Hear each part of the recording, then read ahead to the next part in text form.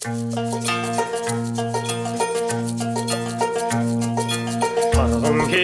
асхан товар гинэ хой таван хэлхэ шигэр гинэ. Жителям нашего города очень сильно повезло. Уровнем Байкала регулирует человек. Байкальская вода просто слишком чистая, я сказал. Скорость потепления в 2 раза превышает, чем среднероссийская. Нефть идет. Капельки нефти не могут найти на карте Бога.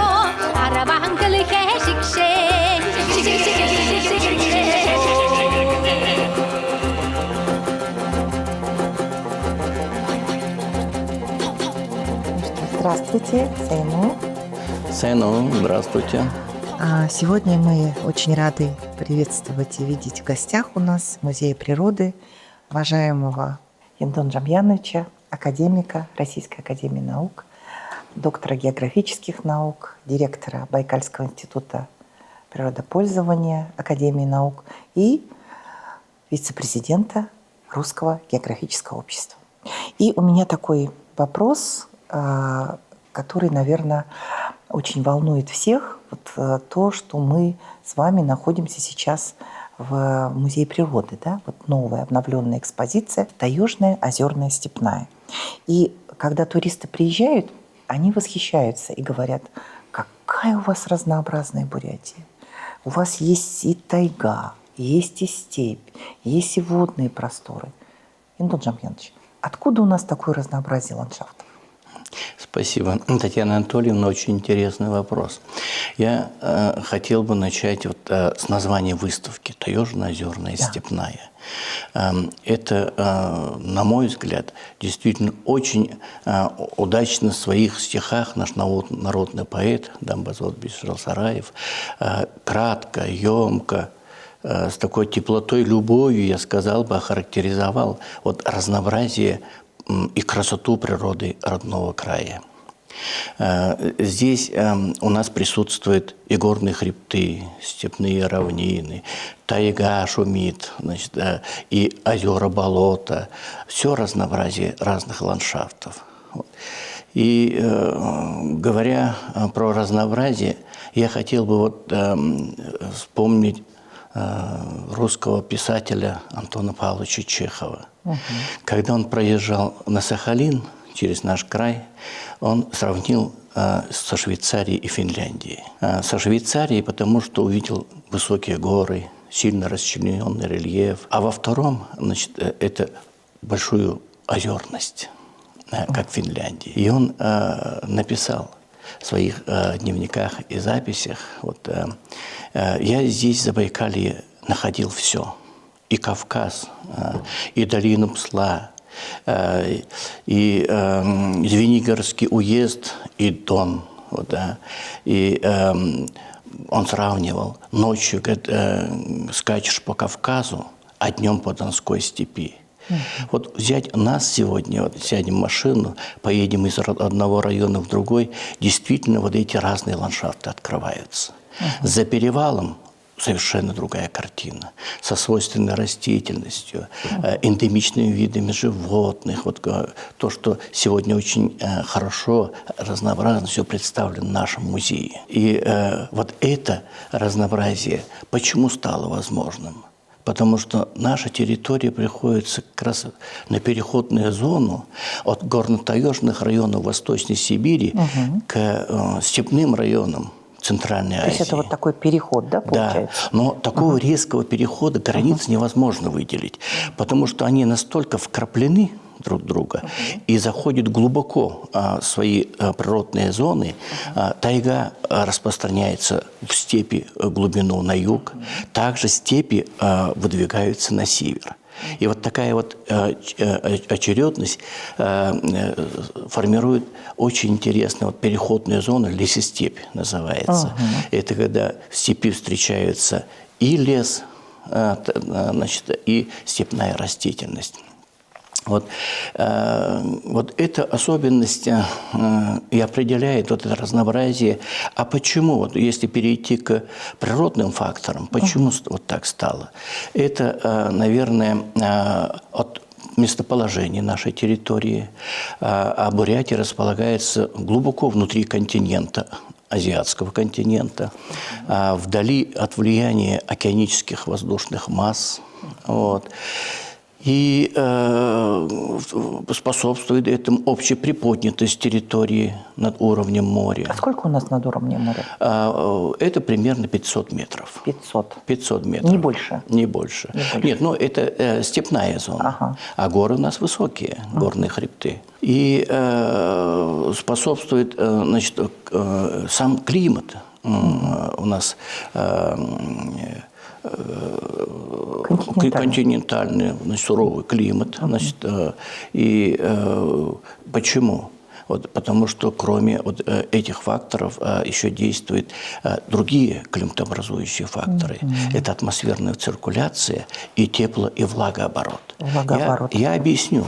Объясню, почему вот уникальность Бурятии в том, что удаленность от океанов, значит, Атлантического океана, значит, Тихого океана, формирует особый климат у нас. Потому что при преобладающем северо-западном переносе влагонесущих воздушных масс, проходя через территорию, большую территорию нашей страны, ослабевает до Байкала и распространяется, доходит до Бурятии, исходит на нет. Вот удивительно. И это наблюдается в первой половине теплого периода. Вот. И паводки, осадки, которые вызывают большие паводки на реках, они вызваны атлантической влагой. А во второй половине лета он преобладает уже муссонный климат с юго-востока, это тихоокеанские воздушные массы. И эти вот как раз особенности атмосферной циркуляции вот, очень способствуют увлажненности территории, вот, которые, собственно, формируют разнообразие растительного мира. Вот. И животный мир, все живое тянется без влаги, вода – это сама жизнь, конечно, мы говорим. вода же сама жизнь, да. Поэтому вот, уникальность нашей территории именно обусловлена местоположением, расположением. Вот. И здесь как раз-таки вот, могу даже продолжить про атмосферную циркуляцию. Летом особая циклоническая деятельность у нас над нашей территорией формируется. Вот, и уже потом, спустя годы, в 10-е годы научных публикаций начали появляться статьи, так назвали атмосферный блокинг. Это воздушные массы, встречаясь, северо-западные и юго-восточные, сталкиваются вот, и блокируют друг друга. И иногда устанавливаются у нас очень продолжительные, сегодня мы говорим, волны тепла летом. Вот. Или, может быть, это связано с глобальным потеплением все-таки? Глобальное потепление, или оно не влияет? Мы, наверное, про это еще поговорим. Это очень интересный вот вопрос, в том числе. Вот, и сегодня вот, да, природа наша претерпевает некоторые изменения. Вот. Но и наша задача как раз ученых, наших сотрудников Байкальского института природопользования как раз вести мониторинг и проанализировать, попытаться понять, что творится, и главные тренды. К чему идем? Ведь вы вспомнили вот глобальное изменение климата. Действительно, что к чему привело изменение климата? Это к увеличению экстремальности климата. Вот мы видим, если жаркие дни, значит, мы бьем все рекорды, значит, за период инструментальных наблюдений. Прямо очень жаркие дни наблюдаем. А если холод зимой, зимнее время, это мы уже минимальной температуре рекорд тоже бьем. Вот это вот... Хорошо. Да, в науке сегодня вот такой термин прижился – климатические качели. Вот Хороший термин, да. Вот скажите, вы сказали про Байкальский институт свой, да, который ведет мониторинг, а музей природы, да, мы не только ну, как бы представляем, презентуем нашу природу, да, но все-таки в большей мере занимаемся экопросвещением, да? Музей занимается экопросвещением. Я думаю, что и ваш институт тоже занимается экопросвещением. Все-таки хотелось бы также, продолжая тему ландшафтов, Вы, как руководитель такого крупнейшего научного учреждения, а каково сегодня состояние, экологическое состояние нашего уникального озера Байкал? Потому что все-таки в основу нашей экспозиции мы вокруг озера Байкал. Большой вопрос, но интересный, будем говорить. Значит, про музей, начну с музея. Роль музея природы вообще в целом, и в частности нашей Бурятии, трудно переоценить. Почему? Потому что, как вы сказали, экопросвещение. Это не только молодежи, детей. В целом, значит, сегодня очень важное направление открывается – это внутренний туризм для туристов. Я считаю, что туристы, которые приезжают сюда, в Бурятию, это прежде всего увидеть, познакомиться с Байкалом. И экспедиция Байкала обязательно должна присутствовать в музее. Потому что туристы, прежде чем доехать до Байкала, должны зайти ознакомиться, понять, что может ожидать их в этой поездке, что они увидят. И здесь получить такую минимальную информацию, и не только про природу, значит, и в целом о людях, населяющих традиции, кто может, какие люди могут там встретиться или еще что. Традиции основные тоже не помешало бы знать местных жителей и так далее. И уже немножко подготовленными, с минимальной информацией ехать на Байкал, это будет способствовать, на мой взгляд, более такому уже хорошему восприятию, уже сознанием дела, ознакомливаться с Байкалом. Говоря про экологическое состояние Байкала, я начал бы немножко издалека. Знаете почему? Потому что Байкал сегодня не естественный водоем, а водохранилище. Значит, возраст Байкала оценивается 20-25 миллионов лет. В 1959 году единственная река вытекает, мы знаем, красавица Ангара. И взяли, перекрыли Иркутской плотины Иркутской гидроэлектростанции. Так, это привело к каким-то последствиям, это привело конечно. к тому, что уровень Байкала в течение нескольких лет был поднят примерно на метр. И теперь уровнем Байкала регулирует человек. Открывает шлюзы Иркутской гидроэлектростанции, уровень падает. Да. Значит, закрывает, накапливается. Понятно. И этот вообще в естественной среде до зарегулирования, до строительства этой плотины, амплитуда колебания Байкала, уровня воды, значит, колебалась примерно в пределах 70-80 сантиметров. И Байкал жил своей жизнью, свои законы, и водный баланс сохранялся, и человек вмешался, и стал регулировать в угоду экономике. Значит, уже в больших пределах начали раскачивать изменение уровня воды в Байкале. И мы знаем, что Байкал – это чудо природы, в котором хранится каждый 5-й литр питьевой все-таки 20%, да? 20%. Мирового запаса. Мирового, я здесь хотел бы уточнить, находящихся в жидком виде воды, потому что много пресной воды в покровных ледниках, горных ледниках, в жидком виде. Вода чистая, даже супер чистая, ультрапресная, мы говорим, да? Сейчас к качеству мы подойдем, все-таки про количество я хотел бы завершить, про колебания.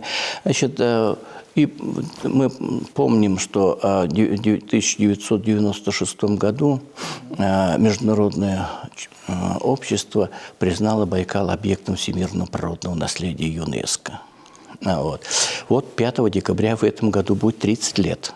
Как Байкал? Да, как Байкал объект ЮНЕСКо. Объект ЮНЕСКо. Да, И раз объект ЮНЕСКО, страна, Россия в данном случае, должна нести уже ответственность за сохранность данного природного объекта. И в 1999 году был принят федеральный закон относительно, это единственный федеральный закон относительно отдельного природного объекта. Это озеро Байкал. И раз приняли закон, надо принимать подзаконные акты.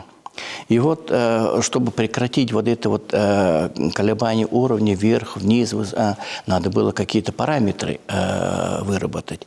И в 2001 году было принято постановление правительства России номер 234 о верхнем, нижнем пределах колебания уровня Байкала, которым определили верхние 457 метров относительно тихоокеанских отметок, нижние 456.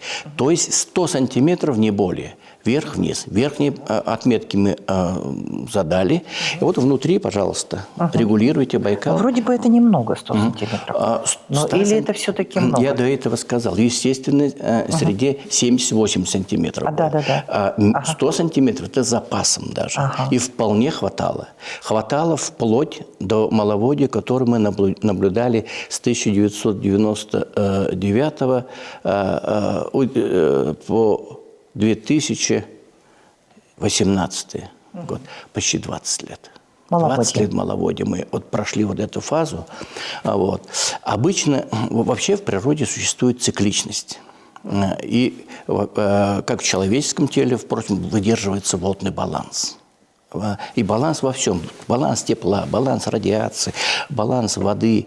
Вот, иначе просто необратимый процесс какой-то мы получим. И вот этот затянувшийся маловодный период, 20-летний, а эта цикличность у нас проходит через каждые 5-7 лет. Многоводье, по синусоиде. Многоводные годы, маловодные, вот так вот. А 20-летний такой цикл, мегацикл бы я сказал бы, мы не проходили. Не проходили за период инструментальных наблюдений. На Байкале наблюдение человек ведет 120, максимум 130 лет. А Байкалу возраст, я говорил. 25 миллионов. Да, вот. И мы практически про Байкал ничего не знаем. Вот. И здесь я про дендрохронологию, буквально 2 слова. Мы с помощью древесных колец мы восстановили влажность, значит, на 350-400 лет. Мы можем сегодня с определенной, дать оценку, я сказал бы осторожно, значит, какая влажность и какой уровень Байкала был в 1650 году. Ведь тогда же никто не измерял. Вот. Измерения начались буквально вот в 1870-80 годах максимум. Вот.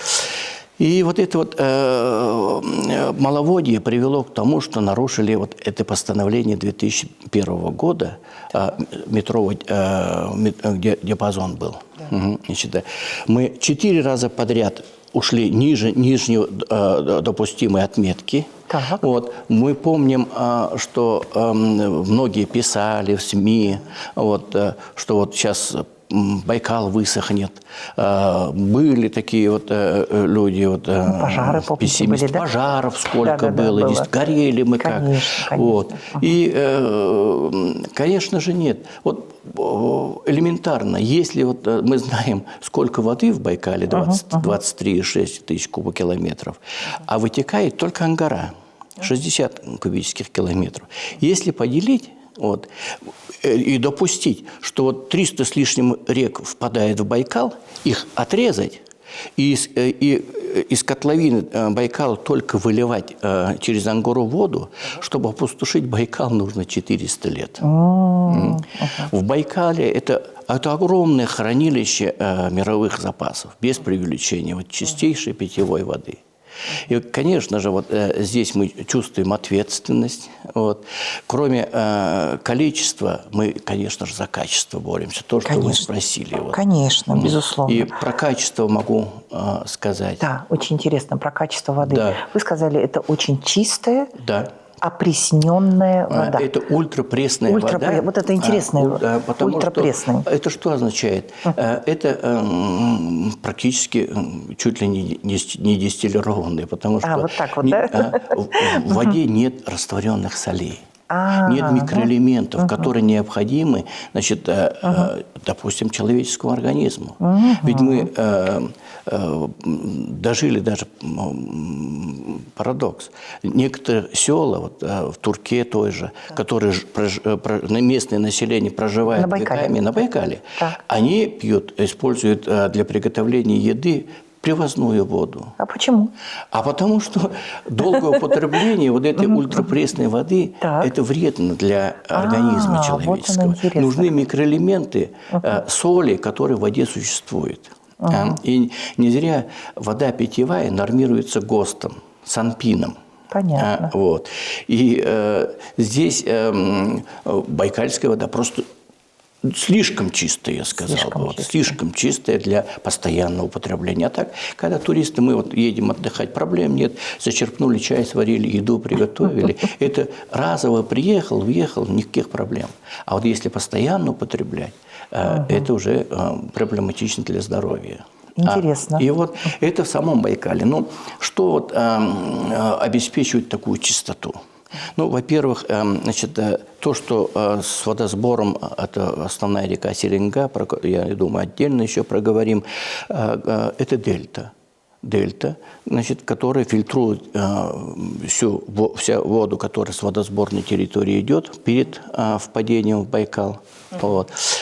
И такие рачки, эпишуры называется байкальская. Которые у нас в экспозиции представлены. Да. И через себя пропускают они. Это уникальная природная фабрика. Фабрика живет своей жизнью. Это очень и интересно. главное очень для нас, интересно. Человеку, чтобы не вмешаться, не сломать эту цепочку. Она сама себя очищает и прекрасно справляется. Мы знаем, мы погружались, помните, в 2008-2010 годах Миры на Байкале, большая экспедиция была. Вы тоже погружались? Да. Понятно. Да. И мы видели, на дне Байкала выходят вот рачки, газогидраты. Да? Значит, и какие-то вот еще... Битум. Битум, вот прямо вот нефть идет. Капельки нефти. Вот так прямо всплывают со дна. И газы выходят. Газы сами по себе не опасны. Вот этот битум? Нефть, которая выходит, вот это эпишура полностью очищает.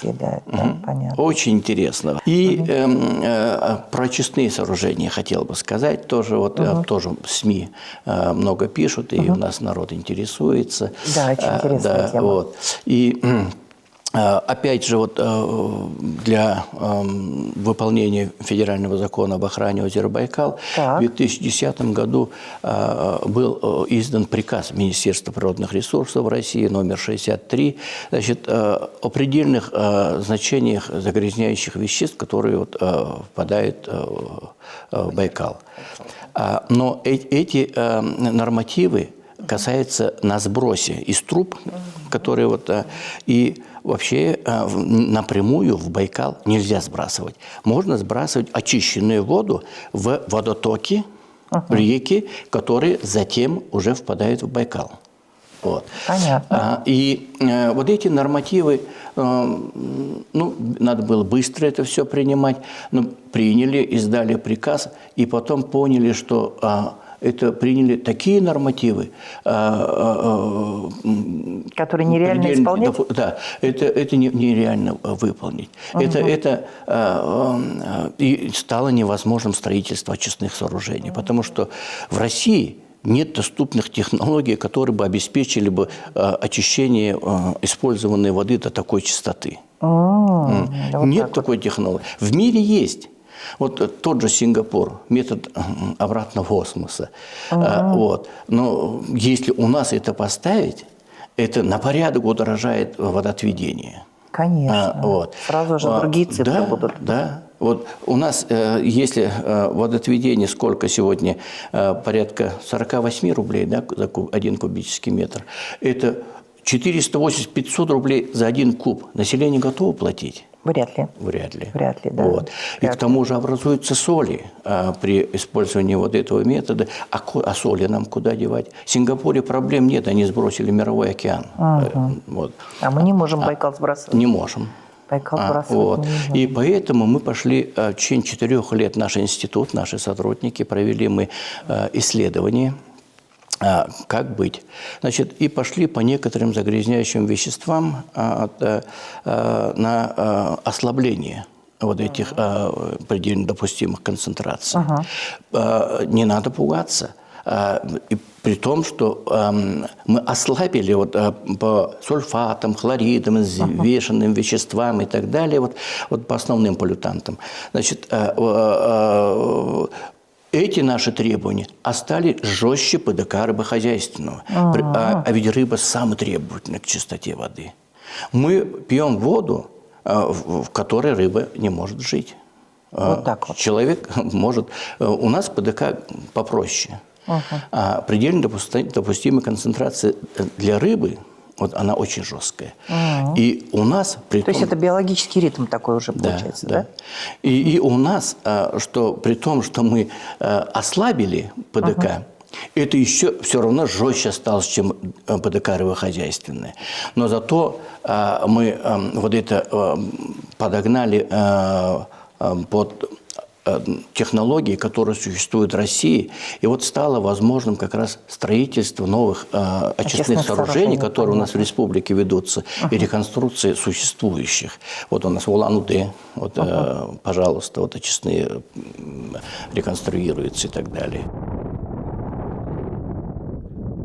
Яндон Джамьянович, мы с вами стоим на острове, и здесь вот за нами вот возвышается уже огромное пятиэтажное здание нового национального музея. Но вы, наверное, в курсе, что перед тем, как строить, мы вот торжественно, открытие были, руководство нашей республики все, закладывали бумпа. Да. Как вот вы оцениваете этот шаг? Очень даже положительно. Это даже вот чисто по-человечески, по буддийским канонам, это очень важный шаг, потому что это объект, значит, культурный, национального масштаба. Вот. И чтобы все было благополучно, а Национальный музей будет это лицо нашей республики, вот, и для будущего благополучия вот этот ритуал буддийский, основание, и было очень хорошая задумка и заложено основание. И я рад, что вы, Татьяна Анатольевна, принимали участие в этом активно. Спасибо. Все наш коллектив весь, да? Весь коллектив, руководство республики присутствовало. И я надеюсь, вот это тоже обеспечит благополучие, успех вот этого большого проекта. Я уверена в этом. Спасибо. Яндон Джамьянович, у меня такой вопрос. Вы все-таки специалист-гидролог, очень хорошая такая специальность. Вы специалист по воде. Говорят, что у нас вода очень хорошая в Улан-Удэ. Как вы считаете, можно ли ее пить? Это так вот к вопросу о качестве. Можно и нужно. Жителям нашего города очень сильно повезло. Потому что повезло с чистейшей питьевой водой. Вот многие не знают, вот, откуда поступает вода, открывает вентиль, краны, вода бежит, откуда поступает, даже не знают. А между тем мы стоим буквально рядом с островом Богородским. Вот, остров образует правая протока Селенги, называется Забока. Вот. И буквально вот здесь, вот, в 50 метрах, эта протока Забока впадает в Уду, а Уда уже вот в Селенгу. И вот на этом острове Богородском вот водозаборная станция стоит, и оттуда добываются подрусловые воды Селенги. Они полностью, эта вода соответствует Санпину, вода питьевая. Вот. И без никакой водоподготовки подается по трубам с помощью насосных станций, значит, поднимается вверх и в дома. Таких городов с чистейшей водой мало. Вот взять пример Москву. Так. Москва пьет поверхностную воду. Поверхностную воду вокруг Москвы понастроили систему водохранилищ, и стоят 4 станции водоподготовки. Это по сторонам света, значит, восточная, северная, значит, Западная и Рублевская. Вот. И на этих станциях водоподготовки, вот поверхностную воду, там люди купаются, рекреационная деятельность, все, значит, эту воду надо подготовить, очистить, чтобы до питьевой. И на этих станциях водоподготовки 6-7 степеней, значит, подготовки идет. Начиная от осаждения, значит. Понятно. А у нас такого нет. У нас нет. Мы счастливые люди. Счастливые люди, действительно. И ведь там фильтрация, озонирование, вот это вот, хлорирование, все идет обезопасить воду. А у нас чистейшая вода из-под земли. Слушайте, ну как здорово. Отлично. Это очень сильно повезло. Я всегда говорю, надо очень бережно относиться к этой воде, вот, потому что многим в быту кажется, что вода это просто бесплатно Бог дал. Вот.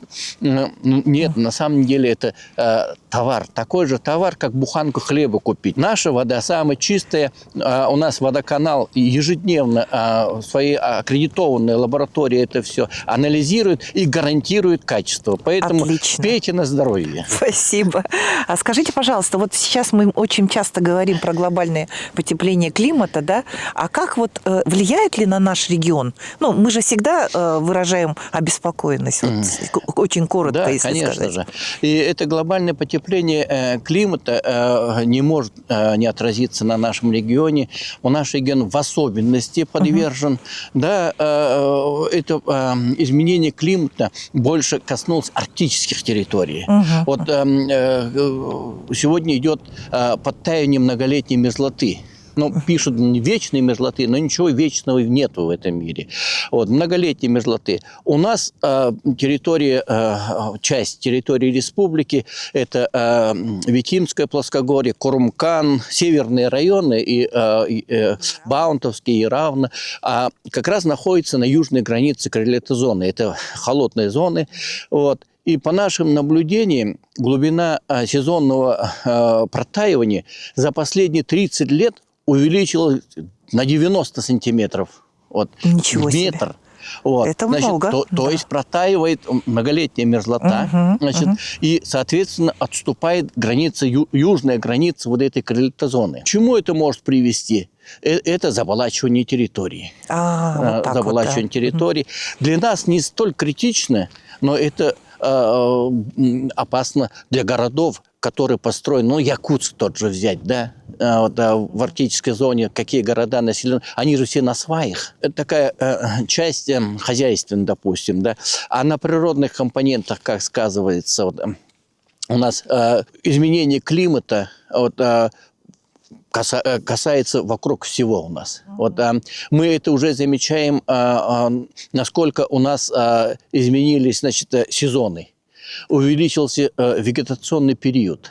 Вот, потепление за счет теплой осени. Нами уже доказано, можно говорить, выявлено, что осень, вегетационный период, то есть растений, увеличился на 20 дней. Осень у нас уже теплые стали. Понятно. Вот. Климат, к сожалению, вот так продолжает меняться, и скорость, к сожалению, увеличивается. У нас на Байкальском регионе скорость потепления 2 раза превышает, чем среднероссийская. Ничего себе, это очень много. Очень много. Вы же знаете, да, что мы строится музей, и, безусловно, Яндон Джамьянович, мы сделаем так, чтобы зал географии, даже не уголок, а вот все-таки тема географии, она такой красной сквозной линией прошла через экспозиции. Да. Но музей это очень важно, потому что география, я думаю, это не просто как предмет или как бы изучение связано с природой. Вообще это, наверное, касается всех нас, потому что география это такая целая вселенная, и каждого человека касается эта тема.